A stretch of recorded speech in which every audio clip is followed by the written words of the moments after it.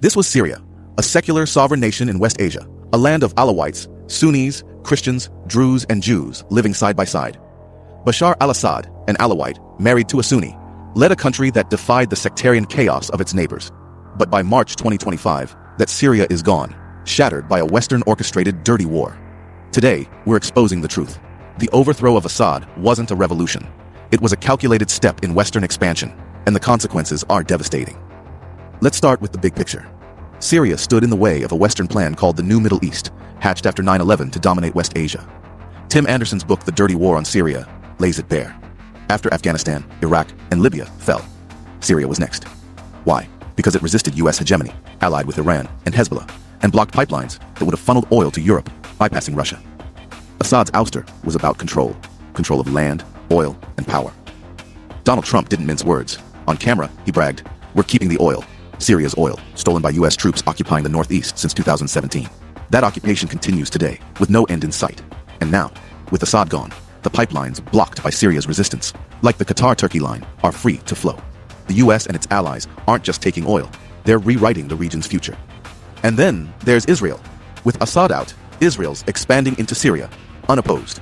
The new regime, led by figures like Abu Muhammad al-Jawlani, offers no resistance.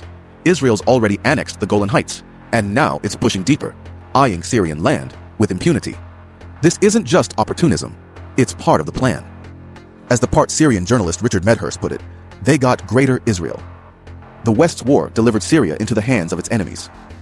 Who's running this new Syria?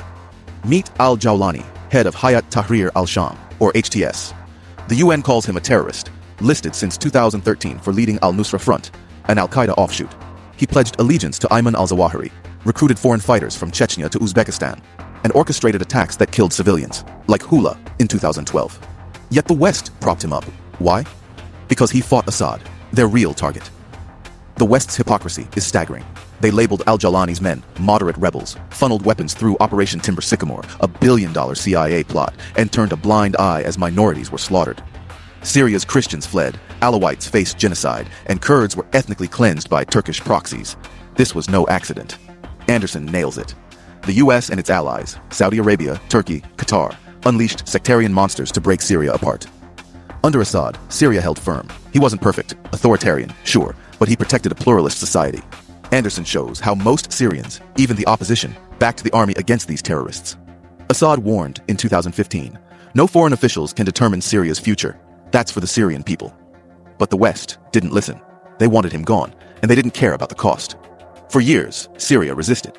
Russia's air support in 2015 turned the tide, exposing the West's lies about moderates. Iran, Hezbollah, and Iraq joined the fight, forming an axis of resistance. But by 2024, the pressure was too much. Assad fell, not to a popular uprising, but to a relentless foreign assault. Richard Medhurst was right. This isn't a revolution. It's regime change, an invasion, a coup. Look at Syria now. HTS, once known as al-Nusra Front, which is an offshoot of Al-Qaida, rules Idlib, imposing Sharia on a once secular land. Minorities are persecuted, Christians hiding, Alawites hunted, and women being assaulted in the streets if they don't wear so-called appropriate clothing, even if they are not Muslim, when they didn't have this imposed on them before. The US occupies the oil fields, Israel grabs territory, and Turkey carves up the north. Syria's army is gone, its sovereignty gutted. As Anderson predicted, the West's endgame was a fractured state, easy to control, ripe for exploitation. This is the West's legacy in West Asia.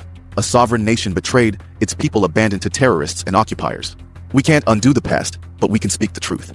The overthrow of Assad wasn't liberation. It was expansion, pure and simple. Israel's gains, America's oil theft, and al-Jawlani's reign prove it. Syria's story isn't over. Its people deserve justice, and we owe them our voices.